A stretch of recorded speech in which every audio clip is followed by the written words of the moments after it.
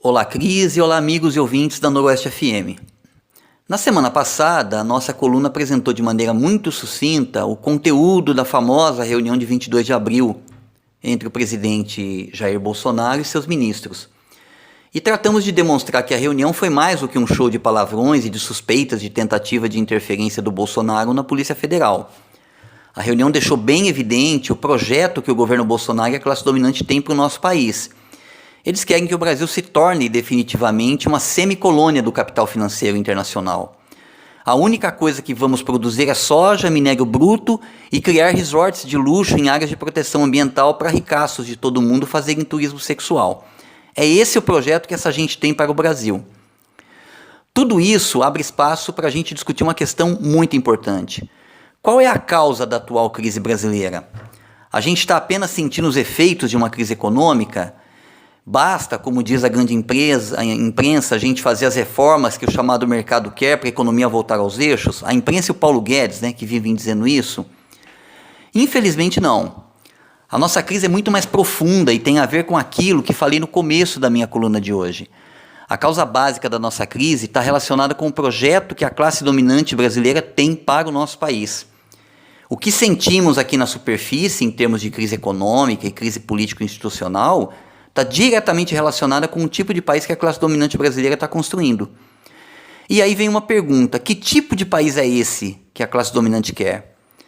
Primeiro é importante levar em conta que somos um país capitalista dependente. E o que isso significa? Significa que a nossa dinâmica econômica ela não funciona para atender às necessidades internas de nossa gente, mas para atender os interesses econômicos desse capital financeiro internacional. Isso significa que nosso povo é expoliado duas vezes. Primeiro pela classe dominante brasileira, que age, na verdade, como uma verdadeira intermediária entre o povo, o país e esse capital financeiro que está lá fora. Para essa elite brasileira acumular capital, ela trata de tornar o país atrativo a esse capital financeiro. E tornar o Brasil atrativo significa aumentar a exploração do povo, retirar direitos, acabar com os direitos trabalhistas, fazer um trabalhador trabalhar até morrer sem poder se aposentar, vender a preço de banana em empresas estatais, entregar o patrimônio nacional como a riqueza do pré-sal a fundos de investimentos que reúnem capitais nacionais e internacionais e por aí vai. Portanto, essa elite brasileira é sócia do capital financeiro internacional no saque e na expoliação do nosso país e do nosso povo. E ela ganha muito dinheiro com isso. Só para a gente ter uma ideia, os 5 homens mais ricos do Brasil possuem uma fortuna financeira equivalente ao acumulado pelos 100 milhões de brasileiros mais pobres, somados, todos juntos. Isso não acontece por acaso, ou porque essa gente ricaça aproveita as oportunidades de negócio, porque são mais espertas, inteligentes, nada disso. Para uma aberração como essa existir, constrói-se toda uma estrutura econômica, institucional e política que permite a superacumulação de capital em poucas mãos de um lado, enquanto que de outro lado, formado por essa imensa massa de trabalhadores e trabalhadoras que somos nós, o povo, a nós fica relegado uma situação de baixíssima possibilidade de acumulação porque somos superexplorados. Existe uma estrutura por trás de toda essa dinâmica econômica para garantir essa superacumulação, e que é uma estrutura mantida por uma violência física e simbólica permanente do Estado contra o povo. O que eu estou tentando dizer com tudo isso é que nosso país vive uma situação de dualidade.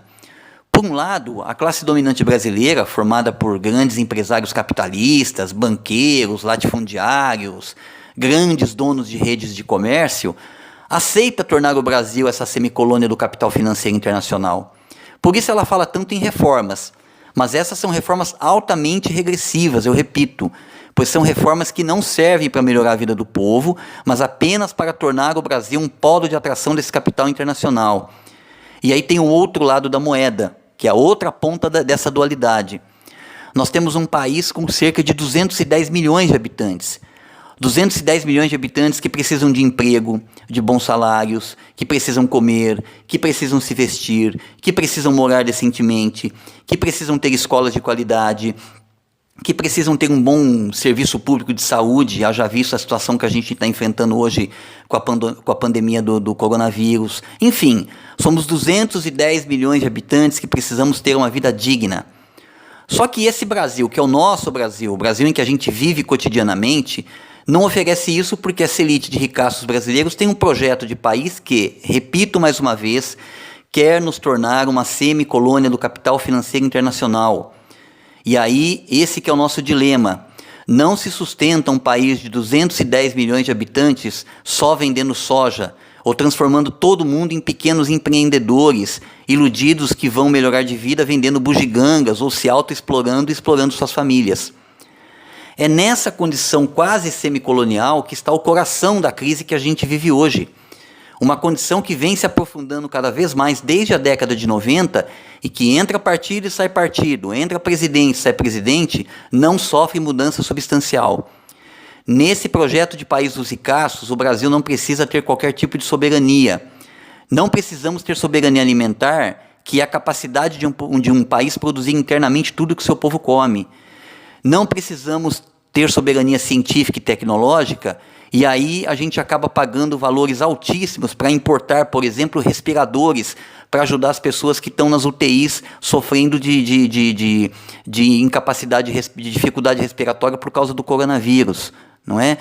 Não precisamos ter soberania econômica e financeira, não precisamos ter soberania política e diplomática, porque o Brasil se torna, dentro dessa visão semicolonial, um país submisso aos interesses das potências econômicas estrangeiras.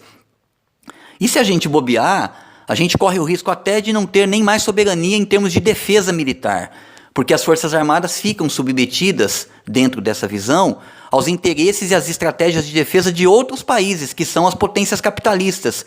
E aí o papel das Forças Armadas vai se tornar apenas, né, um serviçal dessas potências no sentido de reprimir o nosso povo. Essa é a situação real do nosso povo e do nosso país. Nós não vamos enganar ninguém. O Brasil está sendo duramente saqueado pelas classes dominantes brasileiras associadas a esse capital financeiro internacional. É para executar essa política que o Paulo Guedes, que é um banqueiro ligado a esse circuito financeiro internacional, está lá. Para aplicar uma política de devastação social do nosso país. E reparem que quando a grande imprensa exibiu a reunião ministerial de 22 de abril, o enfoque das notícias foi se Bolsonaro tentou ou não interferir na Polícia Federal. Mas ela não deu a menor pelota para o resto do que foi dito, principalmente pelo Paulo Guedes. Isso significa que, em seu conjunto, todas as facções da elite brasileira têm acordo com esse projeto de transformar o Brasil numa semicolônia do capital financeiro internacional. A briga que tem entre eles, de algumas dessas facções com o Bolsonaro, é por outros motivos, que por questão de tempo nós não vamos tratar aqui. O que eu quero dizer com tudo isso é que nós, o povo trabalhador do campo e da cidade, a gente precisa se organizar urgentemente para lutar e recuperar o nosso país, recuperar a nossa soberania.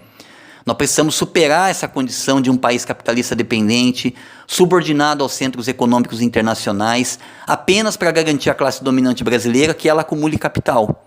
Isso não é construir um país moderno, né? Não é. Isso é manter o nosso país numa condição de atraso e aprofundar uma situação de semicolonialidade. E isso exige consciência, organização e luta dos trabalhadores. Mas a tarefa está dada. Em 2022, nós vamos completar 200 anos da independência do Brasil. E até lá a gente precisa organizar o nosso povo, nos conscientizarmos e lutarmos para que a gente conquiste uma segunda e definitiva independência, porque o Brasil tem que ser nosso. O Brasil tem que ser de nós, trabalhadores, homens e mulheres, da juventude, do campo e da cidade. Eu acho que é isso. Uma boa semana a todos, vamos à luta e até a próxima.